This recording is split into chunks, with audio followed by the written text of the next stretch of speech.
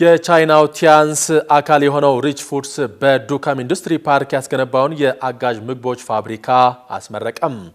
ፋብሪካው 8 አይነት ምርቶችን የሚያመርት ሲሆን ምርቶቹ ለአፍሪካ፣ ለመካከለኛው ምስራቅና ለላቲን አሜሪካ ሀገራት ይልካል ተብሏል። በዚህ ጉዳይ ላይ አብነት ታምራት ተጨማሪ ዝርዝር አዘጋጅቷል። በቻይና በግዙፍነቱ የሚታወቀው ቲያንሲ ግሩፕ አካል የሆነው ሪች ፉድስ ዱካም በሚገኘው ኢንዱስትሪ ዞን ያስገነባውን የአጋዥ ምግቦች ማቀነባበሪያ ፋብሪካ አስመርቋል። በአፍሪካ የመጀመሪያ የሆነው ይህ ፋብሪካ በ4722 ስኩዌር ካሬ ሜትር ላይ የተገነባ ሲሆን 4 የምርት ሂደቶችን ተከትለው የሚያመርቱ 37 አውቶማቲክ ማሽኖች ተተክለውለታል። የአጋዥ ምግብ ማቀነባበሪያ ፋብሪካው 8 አይነት ምርቶችን የሚያመርት ሲሆን ምርቶቹን ወደ አፍሪካ፣ መካከለኛው ምስራቅና ላቲን አሜሪካ ሀገራት ይልካል ነው የተባለው።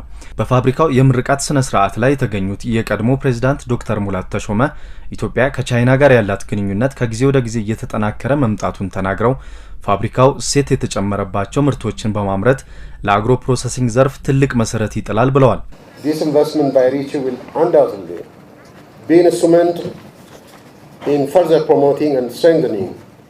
ይህ ኢንቨስትመንት የኢትዮጵያና ቻይና ጥብቅ ወዳጅነት አንዱ ማሳያ ከመሆኑም ባለፈ በአግሮ ፕሮሰሲንግ ዘርፍ ትልቅ መሰረት የሚጣልበት ጅማሮ ነው። Not only strengthens the cooperation between our two countries, but also will pave the way for furthering future agro-industrial development in Ethiopia.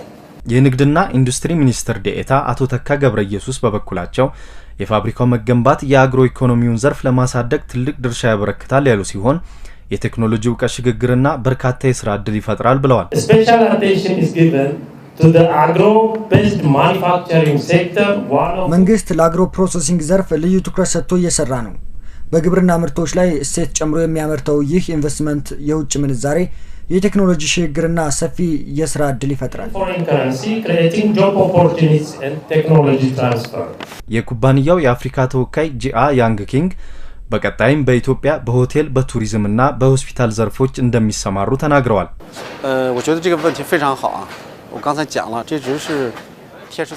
ኩባንያችን በዚህ ኢንቨስትመንት ብቻ አያበቃም። በቀጣይ በኢትዮጵያ በሆቴልና ቱሪዝም ዘርፍ እንዲሁም በሕክምና ተቋም ግንባታ የመሰማራት ፍላጎት አለው።